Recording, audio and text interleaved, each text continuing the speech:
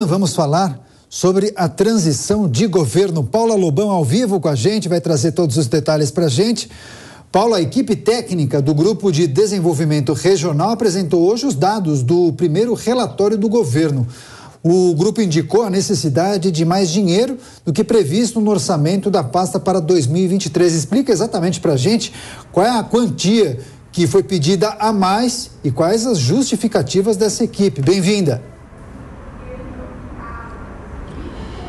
Boa noite, Daniel. Boa noite a todos que acompanham o Jornal da Jovem Pan News.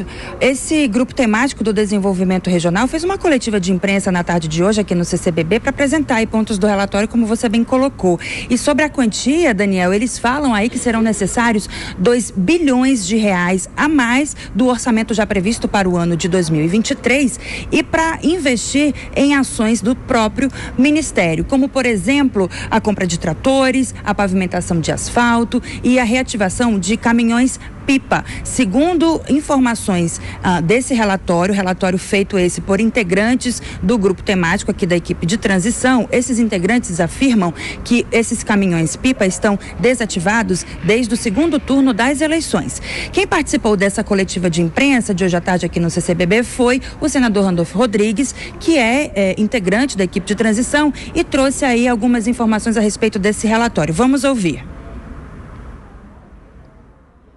Ao todo, o Ministério do Desenvolvimento Regional precisa de cerca de 5 bilhões de reais para tocar as ações que necessita para o ano de 2023. A previsão orçamentária é bem aquém disso, está em torno de 3 bilhões de reais. Diante do cenário de catástrofe orçamentária, de catástrofe financeira, de terra arrasada que nós estamos recebendo, nós queremos que o Parlamento autorize o governo que vai ser inaugurado no dia 1º de janeiro, a que tenha condições de trabalho. A não aprovação do que está previsto na proposta, dialogada com todos os técnicos do governo, dialogada com todas as áreas, é o mínimo para que o governo comece a executar um programa mínimo.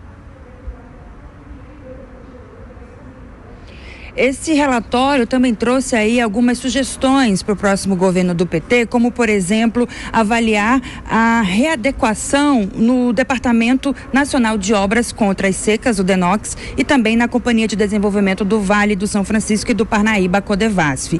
Esse mesmo relatório traz aí uma sugestão de avaliação ainda dentro dos bancos de desenvolvimento, dentro do Ministério, e a preocupação que eles apontam aí é relacionada à fiscalização de recursos.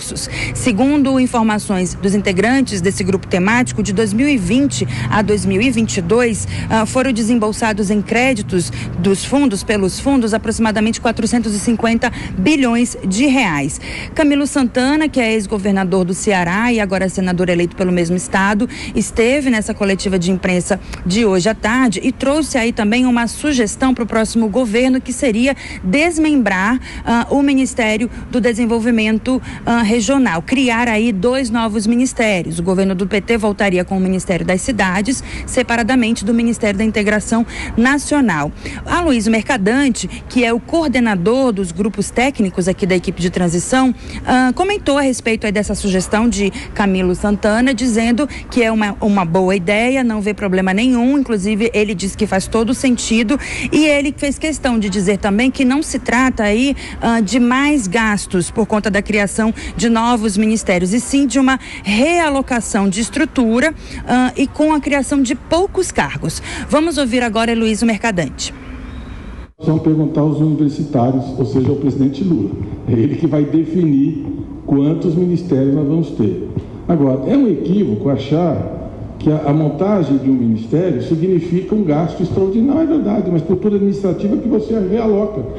Você traz secretarias que estão embutidas no Ministério e volta para o Ministério de origem. Você cria pouquíssimos cargos. Qual é a vantagem? É o foco.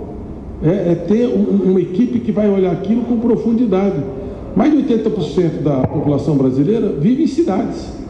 Você não vai ter um ministério pensando nas cidades? Desenvolvimento regional talvez não seja relevante para quem é do Sudeste ou do Sul, mas seguramente é para o Nordeste, historicamente, é para o Norte, é para o Centro-Oeste. É fundamental os projetos estruturantes irem para lá. A nossa visão faz todo sentido ter 2 ministérios, por exemplo, nessa pasta.